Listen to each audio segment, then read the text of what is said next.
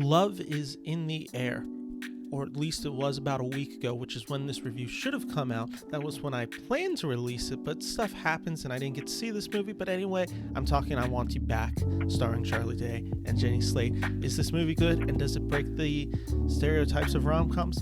Find out here on the Beniverse.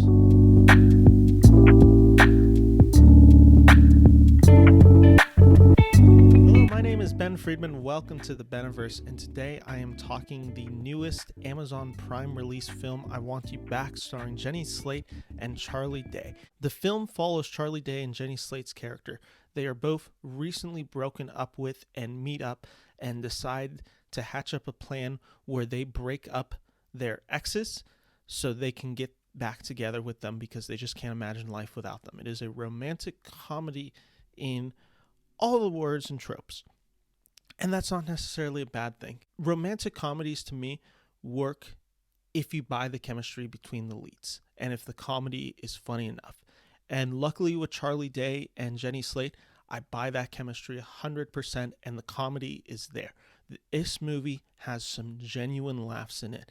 There is some actual really funny beats that happen in here that are more than just sweet or predictable.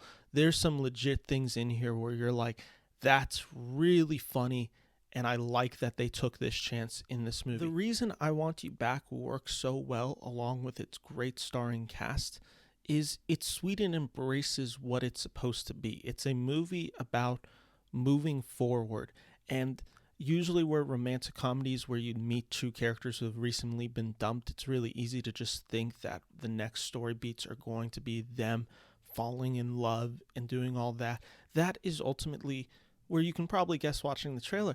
That's a pretty good guess on where this movie goes. What I like that they do about this is it talks about the grief, struggling to get over a relationship, having these fears and anxieties that come with the rawness of being broken up with. They explore a lot of those elements, and in exploring those elements, they talk a lot about the human condition and what it means to be vulnerable and struggle and be a piece of that and move forward. I like those elements of this film. It wasn't just a straight up romantic comedy of girl meets guy, guy meets girl, they fall in love, the end.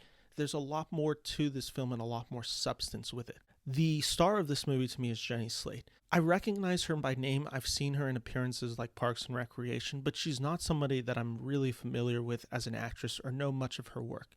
She's excellent in this movie. She really carries the film and is just, she not only provides the comedy, she provides a lot of the heart and grief of this film, and she makes you care for this character and just touches on this vulnerability of her character. And there's just a sense of loneliness whenever she's on screen. She just seems empty and a little bit lost. Now, this film is not without its faults, and a lot of them are the ones embedded within the genre that it plays in. You know what the major conflicts are going to be and the consequences those actions will then have.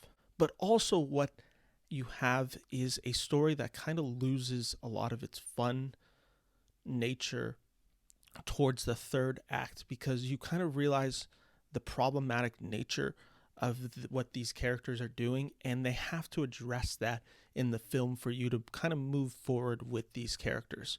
So a lot of it kind of feels like a comedy of errors by the end, and ultimately you know that this has to be resolved, but it's a place where you just wish that the extremes that they took to get them in the third act, that they maybe could have just bypassed this and made it a little bit shorter and focus more on the moving forward and healing part of the story instead of the hijinks that come within a romantic comedy. Now, that's not to degrade what they do in the third act. I think a lot of the third act really works and has those comedic beats.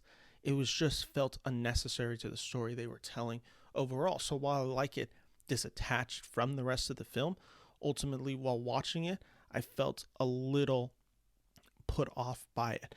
It could have been slightly shorter too. It's nearly 2 hours, and I think had you, again, maybe taken out some of the derivative natures of the third act and shortened it, I think this film could have been a little bit tighter and a little bit breezier. But regardless, I Want You Back is a really charming comedy led by Charlie Day and Jenny Slate, and I think it's very much worth a check out. And I think it's honestly one of the better romantic comedies that has been out there in the past few years. So thank you guys for listening to this review. My name is Ben at the Beniverse. So thank you. Take care. Bye bye.